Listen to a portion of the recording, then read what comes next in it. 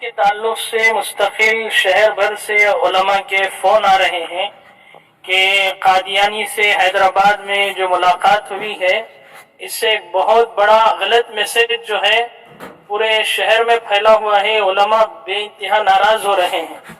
اور اس سے پہلے بھی کہ آپ کے تعلق سے یہ خبر بھی ہے کہ صحابہ کے تعلق سے تنقید کا جو مسئلہ ہے اور اسی طرح قرآن مجید کی ترتیب کے تعلق سے بھی آپ کے جو بیانات آئے ہیں مستقل یہ اس کے بعد اور یہ تیسرا مرحلہ جس کی وجہ سے مستقل علاقے میں نہیں بلکہ پوری ملک کی شخصیت ہے آپ اور ملک میں آپ کا ایک مقام و مرتبہ ہے. اس کی وجہ سے علماء اور جمہور علماء جو متفق طور پر اس تعلق سے مسائل پیش کیے ہیں اور اپنے فتاوے دیے ہیں تو ایسے مرحلے میں ہماری علماء کی طرف سے آپ سے خصوصی طور پر اس تعلق سے گزارش ہے کہ یہ کیا مسئلہ ہے اور کیوں پیش آیا, آپ اس کی وضاحت فرمائیں. بسم اللہ والصلاة والسلام علی رسول اللہ. جتنی باتیں آپ نے ذکر کی ہیں وہ سب الزامات ہیں اور الزامات سے نہ انبیاء محفوظ رہے نہ صحابہ محفوظ رہے نہ اولیاء محفوظ رہے. ہر دور میں جب کسی سے دشمنی ہوتی ہے تو لوگ پھر نہ اخلاق دیکھتے ہیں نہ انسانیت دیکھتے ہیں. اور جو اسلام کا عدالتی نظام ہے کہ اگر کسی کے بارے میں کوئی بات ہے تو اس سے تحقیق کرنی ہوگی. جب تک آپ اس سے براہ راست تحقیق نہیں کریں گے تو آپ کوئی رائے قائم نہیں کر سکتے. اور اگر آپ کوئی رائے قائم کرتے ہیں بغیر اس کے کہ جو صاحب معاملہ ہے اس سے رجوع کریں تو یہ قرآن کی روشنی میں ظلم ہوگا, زیادتی ہوگی.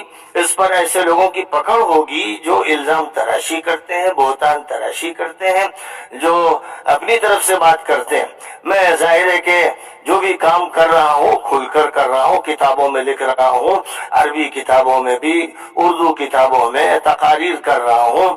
اور اللہ تعالیٰ کا یہ فضل ہے کہ اتحاد العلماء المسلمین پوری دنیا کا جو علماء کا اتحاد ہے اس کا ممبر ہوں, اس میں شریک ہوتا ہوں.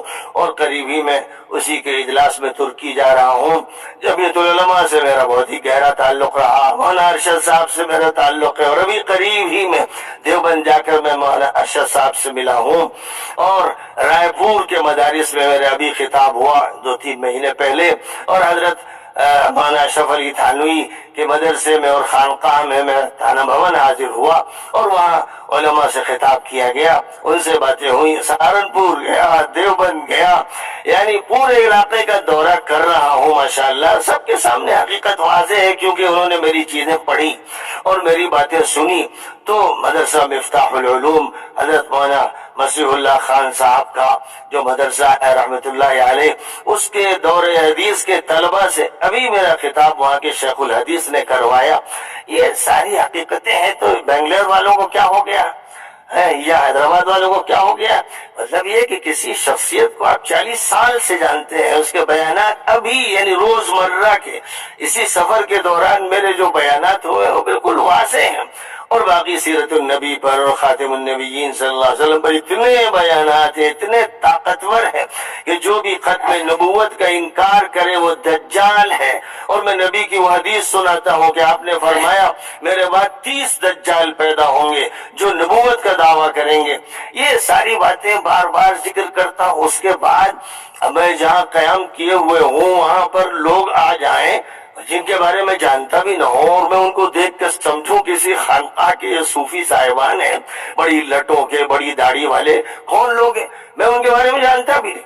وہ آ گئے ہیں اور وہ مجھ سے مل کے جا رہے ہیں, اپنے کتابچے انہوں نے دے دیے. تو ظاہر ہے کہ ابھی تو میں نے نہ کچھ پڑھا نہ میں ان کے بارے میں واقف, ان کو رخصت کر دیا گیا. بعد میں مجھے بتایا گیا کہ ایک تنظیم ہے, اس تنظیم سے ان کا تعلق ہے, اس تنظیم کا جو ذمہ دار ہے وہ غیر معتبر ہے اور اس کے بارے میں طرح طرح کی باتیں ہیں. علماء اس کو خارج سمجھتے ہیں دین سے. تو میرا یہ کہنا تھا کہ یہ گمراہ فرقہ ہے. اس گمراہ فرقے کی ہدایت کا جو کام ہو سکے کے کرنا چاہیے، کیونکہ پوری دنیا کے انسانوں کی ہدایت کے لیے اللہ نے قرآن اتارا ہے، اپنے نبی پاک علیہ الصلوۃ والسلام کو بھیجا ہے۔ اور نبی صلی اللہ علیہ وسلم کا جو عمل تھا کہ آپ کافروں، مشرکوں، ملحدوں کے پاس جاتے تھے اور بات کرتے تھے، اور آپ کی مجلس میں کوئی بھی آ جائے، کافر ہو، مشرک ہو، کتنا ہی بڑا اللہ کے ساتھ گستاخی کرنے والا ہو، کبھی آپ نے اس کے ساتھ سختی کا معاملہ نہیں کیا، حسن سلوک کا معاملہ کافروں سے بھی کیا۔ یہودی آپ کے یہاں آتے تھے اور وہ آپ کو یعنی اس طرح سلام کرتے تھے کہ السلام علیکم، یعنی تجھ پر موت آئے، جس کی بنیاد پر ایک مرتبہ حضرت عائشہ صدیقہ رضی اللہ تعالیٰ عنہ نے پلٹ کر یہ کہہ دیا علیک السلام والموت واللعنت، تجھ پر موت آئے، تو ہلاک ہو، تجھ پر لعنت ہو۔ تو حضور نے منع فرمایا حضرت عائشہ کو کہ اس ضرورت نہیں تھی، میں نے جواب دے دیا، علیکہ کہہ دیا، میں ان الفاظ کو نہیں دہراتا۔ تو آپ کا حال یہ تھا کہ جو منافق ہوتے تھے وہ آتے تھے، آپ ان کا بھی خیال کرتے تھے، یہودی آتے تھے ان کا خیال، کسی کے ساتھ بھی آپ نے درستی کا معاملہ نہیں کیا، حسن اخلاق کا معاملہ کیا اور دین کی دعوت پیش کی۔ یہ نبوی طریقہ کار ہے، اور نبوی طریقہ کار سے ہٹ کر جو طریقے اختیار کیے جاتے ہیں اس کا یہ نتیجہ نکلا ہے اس ملک میں کہ آدھی تعداد بریلویوں کی اور آدھی دیوبندیوں کی، اور دیوبندی ان کے نزدیک گستاخ رسول، اور ان کے نزدیک بریلوی مشرک، اور شیعہ اور سنی اور ان کے درمیان جھگڑے کہ وہ ان کو کافر کہتے ہیں، وہ ان کو کافر کہتے ہیں۔ پھر درگاہی ہیں جو اپنی شناخت اور کرتے ہیں، دوسرے حضرات اور کرتے ہیں۔ تو یہ جو امت کی حالت ہو رہی ہے، درگت بنائی جا رہی ہے، اس سے بچانے کی ضرورت ہے۔ اور رہ گئے قادیانی، تو وہ کافر ہیں بالاتفاق، ان کے کفر پر اتفاق کر لیا گیا ہے، اس لیے وہ ملت سے خارج ہیں، حرمین میں وہ داخل نہیں ہو سکتے۔ اور اسی طرح جن کے بارے میں یہ طے کر دیا جائے تمام علماء امت کی طرف سے کہ یہ کافر ہیں، تو ان کا حرمین کا داخلہ ممنوع ہوگا۔ میں نے تو یہ کہا تھا کہ اگر آپ یہ مانتے ہیں کہ رافضی کافر ہیں تو پھر آپ ان کے ساتھ وہ معاملہ کیجئے اور مطالبہ کیجئے سعودی حکومت سے کہ ان کا داخلہ حرمین میں بند کیا جائے۔ لیکن کیا بات ہے، وہاں آپ خاموش رہتے ہیں جب کوئی بات آل سعود کرتے ہیں، جب اماموں کو قید کرتے ہیں، جب ان کے ساتھ ظلم کرتے ہیں، جب بدماشیاں کرتے ہیں تو آپ خاموش رہتے ہیں۔ اور جہاں بات بالکل حق کی ہوتی ہے کہ کوئی شخص ہماری قیام گاہ پہ جس کو ہم جانتے نہیں وہ آ گیا، تو آپ اس کو مسئلہ بناتے ہیں، ہم سے پوچھتے نہیں ہیں، اور جو لوگ وہاں موجود تھے ان سے پوچھتے نہیں۔ آپ الزام تراشی کیوں کر رہے ہیں؟ اس میں آپ کا کیا فائدہ ہو رہا ہے؟ آپ جھوٹ بول رہے ہیں، الزام تراشی کر رہے ہیں، آپ پر اللہ ناراض ہو رہا ہے، اور مجھے ڈر ہے کہ ایسے جھوٹوں پر اللہ کا عذاب دیر سویر آ کے رہے گا، کیونکہ در حقیقت یہ اسلام کو نقصان پہنچاتے ہیں، نبی کی تصویر بگاڑتے ہیں، قرآن و سنت کے خلاف عمل کرتے ہیں۔ میں جو کچھ بھی کر رہا ہوں، کرتا رہا ہوں، میں نے ترتیب نزولی کے اعتبار سے قرآن پاک کو مرتب کیا، جو قرآن پاک امام سیوطی نے بھی مرتب کیا، بڑے بڑے ائمہ نے مرتب کیا، اس کی ترتیب لکھی، اور جو قرآن پاک موجود ہے سورۃ الفاتحہ سے سورۃ الناس تک وہ میں نے شائع کیا، اس کی تفسیر شائع کی۔ تو جو یہ ساری چیزیں جو علمی طور پر ثابت ہیں وہ عمل کیا، اور میں نے بڑے بڑے علماء کی خدمت میں اس کو پیش کیا، اور وہ کوئی اعتراض کر ہی نہیں سکتے، کیونکہ جو پڑھے گا وہ اعتراض نہیں کر سکے گا، اس کو معلوم ہو جائے گا کہ علمی دلائل کیا ہے، حقیقت کیا ہے۔ وہاں قرآن میں کوئی رد و بدل نہیں ہو رہا ہے، جو ترتیب علماء مفسرین نے لکھی ہے اس ترتیب کے اعتبار سے بھی ترتیب نزولی کو پیش کیا گیا ہے، اور بہت بڑے بڑے علماء نے ترتیب نزولی کے اعتبار سے قرآن پاک کی تفسیر بھی کی ہے۔ اور میرے نزدیک ترتیب نزولی میں امام سیوطی رحمۃ اللہ علیہ کی الاتقان پیش نظر رہی ہے، اس ترتیب کے اعتبار سے قرآن پاک کو پیش کر دیا تاکہ یہ معلوم ہو جائے کون سی سورہ کب اتری، مکی کون سی ہے، مدنی کون سی ہے، اور اس کے بارے میں مفسرین نے کیا فرمایا ہے، اس کو پیش کیا گیا ہے، اور اس کو تمام علماء نے قبول کیا ہے۔ لہذا میں بتا ہی رہا ہوں کہ دیوبند ہو، ندوہ ہو، فلاں ہو، اس پر کوئی گفتگو کر ہی نہیں سکتا۔ رہ گیا معاملہ صحابہ کرام کا، تو میں صرف یہ کرتا ہوں کہ نبی اکرم صلی اللہ علیہ وسلم کی جو حدیثیں ہیں کہ آپ نے حذیفہ ابن الیمان کو ان صحابہ کے نام بتائے جو منافق تھے، اور ام سلمہ رضی اللہ تعالی عنہ کو ان صحابہ کے نام بتائے، یہ فرمایا کہ بہت سے ایسے صحابہ ہیں جو مرنے کے بعد مجھے نہیں دیکھیں گے، میں انہیں نہیں دیکھوں گا۔ اور نبی پاک علیہ السلام نے فرمایا، یہ بخاری اور مسلم کی روایتیں ہیں، یاد رہے، یہ فرمایا کہ حوض کوثر پہ جب میں موجود ہوں گا تو ایک تعداد بڑھتی ہوئی آ رہی ہوگی اور فرشتے اسے دھکے دے رہے ہوں گے تو میں ان سے کہوں گا یہ میرے صحابہ ہیں، یہ میرے صحابہ، یہ الفاظ ہے صحیح روایت کے، تو فرشتے کہیں گے انک لا تدری ما احدثوا بعدک، اے نبی آپ کو نہیں معلوم کہ آپ کے بعد انہوں نے کیا کیا۔ تو یہ ساری حدیثیں ہیں اور یہ صحیح حدیثیں۔ اب ان صحیح حدیثوں کو میں پیش کر رہا ہوں، اپنی طرف سے ایک بات نہیں کہہ رہا ہوں، میری ساری کتابیں موجود، تقریریں موجود حوالوں کے ساتھ۔ بخاری میں یہ روایت کہاں ہے، مسلم میں یہ روایت کہاں ہے، ترمذی میں کہاں، نسائی میں کہاں، حاکم نیسابوری نے کہاں ذکر کی ہے، روایت کا درجہ کیا ہے، سب بیان کیا ہے۔ اب اس کے بعد کوئی جاہلانہ باتیں کرے اور وہ مخالفت کرے تو میں کہتا ہوں صاف طور پر کہ جو لوگ یہ باتیں کر رہے ہیں وہ منکرین حدیث ہیں، وہ منکرین رسول ہیں، وہ نعوذ باللہ رسول اللہ کی شان میں گستاخی کر رہے ہیں، کیونکہ رسول کی بات نہیں مان رہے ہیں۔ بات میری نہیں ہے، میرے باپ کی نہیں ہے، بات رسول اللہ کی ہے، اور وہ بات رسول اللہ کی امام بخاری نے بیان کی ہے، امام مسلم نے بیان کی ہے، ائمہ محدثین نے بیان کی ہے۔ اس کو بیان کرنے پر آپ چراغاں ہوتے ہیں؟ آپ کو رسول اللہ سے عرض کی ہے، وہ حدیثیں کیوں نہیں سنتے آپ؟ تو میں پوری قوت سے ان حدیثوں کو پیش کرتا ہوں۔ آپ کے عقیدے کے خلاف ہے تو اپنے عقیدے کی خیر منائیے، لیکن آپ حدیثوں کو نہیں بدل سکتے، آپ حضور کی زبان بند نہیں کر سکتے صلی اللہ علیہ وسلم۔ اور وہ حضور خاتم النبیین ہے۔ قرآن کہتا ہے ما کان محمد ابا احد من رجالکم ولکن رسول اللہ وخاتم النبیین، محمد صلی اللہ علیہ وسلم خاتم النبیین ہے، اور آپ نے فرمایا لا نبی بعدی، میرے بعد کوئی نبی نہیں ہوگا، اور یہ فرمایا میرے بعد 30 دجال آتے رہیں گے، ان میں سے ہر ایک دعویٰ کرے گا کہ میں نبی ہوں، اور وہ جھوٹا مکار ہوگا۔ یہ میرے اتنے بیانات سب کو معلوم ہے وہ بیانات۔ اس کے بعد مجھ پر الزام لگایا جا رہا ہے کہ کچھ فقیر قسم کے، کچھ فقیر اور درگاہی ٹائپ کے لوگ ملنے آگے ہمارے مقام پر، جن کو ہم جانتے نہیں، بغیر اطلاع کے، اور ہمیں آج بھی نہیں معلوم کہ ان کے عقائد کیا ہے، آج بھی نہیں معلوم، لیکن ایک انسان ہونے کے ناطے جیسے آدمی ملتا ہے اچھے اخلاق کے ساتھ، شرافت کے ساتھ، جو نبوی طریقہ کار ہے، نبوی طریقہ کار کو سامنے رکھ کر میں نے ان سے ملاقات کی، عام لوگوں سے۔ بعد میں مجھے معلوم ہوا کہ یہ فرقہ ہے جس کے بارے میں علماء کی رائے ہے کہ یہ ملت سے خارج ہے یا قادیانیوں کی طرح ہے، تو خدا کی ہزار لعنتیں ہوں قادیانیوں پر، ہزار لعنتیں ہوں ہر اس شخص پر جو نبی پاک علیہ الصلوۃ والسلام کی بات نہ مانے، اور وہ تمام لوگ جنہوں نے اہل بیت کو ستایا، حضرت علی کو جنہوں نے شہید کیا، حضرت عثمان کو شہید کیا، حضرت عمر کو شہید کیا، حضرت حسن کو زہر دے کے شہید کیا، حضرت حسین کو شہید کیا، وہ سب ملعون لوگ ہیں۔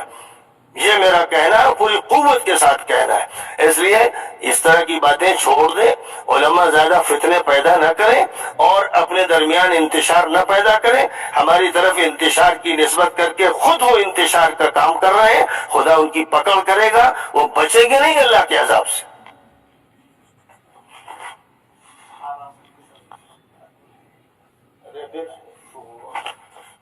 حضور پاک علیہ السلام نے جو فرمایا میں اسے نقل کرتا ہوں، صحابہ عدول ہیں، حضور نے کبھی نہیں فرمایا، حضور نے نہیں فرمایا۔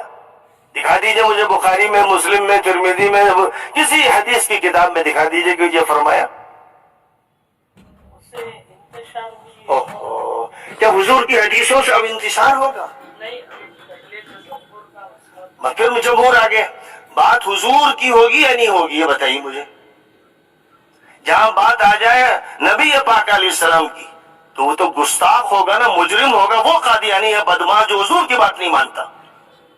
میں حضور کی حدیثیں پیش کر رہا ہوں۔ اجماع امت حضور کے مقابل میں ہوتا ہے۔ کیا حکم ہے کہ ہماری بات چھوڑ دینا؟ یہ حکم ہے؟ تو اجماع امت جو ہے حضور کے خلاف ہو گیا۔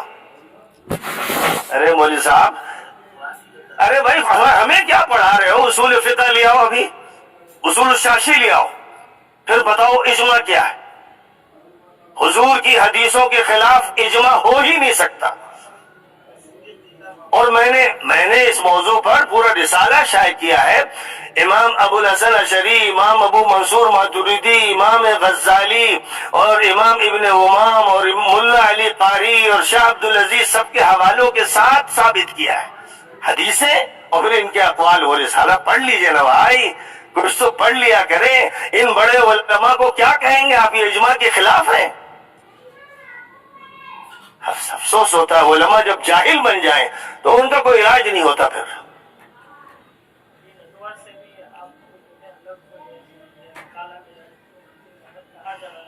جو کہا جا رہا ہے وہ سب جھوٹ بولا جا رہا ہے. ندوے کا لیٹر میرے پاس ہے کہ بھائی آپ ریٹائر ہو گئے. وہ کچھ کہہ نہیں سکے, کوئی اور بات وہ نہیں کہہ سکے. ریٹائرمنٹ کا انہوں نے لیٹر مجھے بھیجا, میں نے قبول کر لیا. میں نے قبول کر, اگر ان کے اندر ہمت ہے تو وہ لکھ دیتے اس کو. اگر ہمت تھی تو وہ لکھ دیتے. انہوں نے لکھا آپ ریٹائرڈ ہو گئے. اب اس کے پیچھے بہت سی باتیں ہیں, سیاست ہے, لیکن اب یہ موضوع یہاں کا نہیں ہے. لیکن میں جو بات کہتا ہوں, جو بات بھی قرآن و سنت کی کہتا ہوں, ڈنکے کی چوٹ پہ کہتا ہوں. اور یہ مولوی یہ کہہ رہے ہیں, وہ یہ کہہ رہے ہیں, فلاں کہہ رہے ہیں, اس سے کچھ نہیں ہوتا. بہت کچھ ہوتا رہے. امام بخاری کے 5000 شاگرد تھے نیشاپور میں. ایک مفتی نے فتویٰ دے دیا, سب نے ساتھ چھوڑ دیا. معلوم ہے کہ نہیں آپ, معلوم ہے کہ نہیں؟ پھر وہ نیشاپور سے رخصت ہوئے تو ان کے ساتھ 2 لوگ بھی نہیں تھے, اکیلے ہو گئے. امام امیر المومنین بخارا گئے تو بخارا میں ان پر سختی ہوئی تو بخارا چھوڑ دیا. ہر تنگ گاؤں میں گئے اور اتنے تنگ آ گئے کہ اللہ سے دعا مانگی, اللہ مجھے اب زمین سے اٹھا لے. تو اللہ تعالیٰ نے بھی زمین سے اٹھا لیا. یہ ان کا ہوا. امام نسائی گئے دمشق اور وہاں کی مسجد میں حضرت علی کے فضائل بیان کیے تو ان کے خلاف ناصبیوں نے, منکرین حدیث, مجرموں نے حملہ کیا اور اتنا مارا کہ وہ شہید ہو گئے. امام نسائی کے ساتھ یہ ہوا. امام ابو حنیفہ نے حضرت زید ابن علی ابن حسین ابن علی ابن ابی طالب کی تائید فرمائی. ان کو جب انہوں نے بنی امیہ کے خلاف خروج کیا تو ان کا ساتھ دیا. تو جو ابن فہیرہ کوفے کا گورنر تھا بنی امیہ کا, اس نے امام ابو حنیفہ کو کوڑے مارے سر پر, جس سے سر پھٹ گیا. تو امام ابو حنیفہ کا جو مسلک ہے وہ میرا مسلک. انہوں نے حضرت زید کی تائید کی اور کوڑے کھائے. امام مالک نے حضرت زید کی تائید کی اور ان کے ہاتھ اکھاڑ دیے گئے, پھر وہ ہاتھ اٹھا نہیں پاتے تھے. امام شافعی نے تائید کی اہل بیت کی تو ان کو یمن سے گرفتار کیا گیا اور بغداد لایا گیا ہتھکڑیاں اور بیڑیاں پہنا کر. یہ ہمارے ائمہ ہیں. تو میں حنفی ہوں, امام مالک کی قدر کرتا ہوں, امام شافعی کی کرتا ہوں. امام احمد بن حنبل کو وقت کی حکومت نے جیل میں ڈالا اور کوڑے لگائے. چاروں ائمہ کے ساتھ یہ کیا گیا.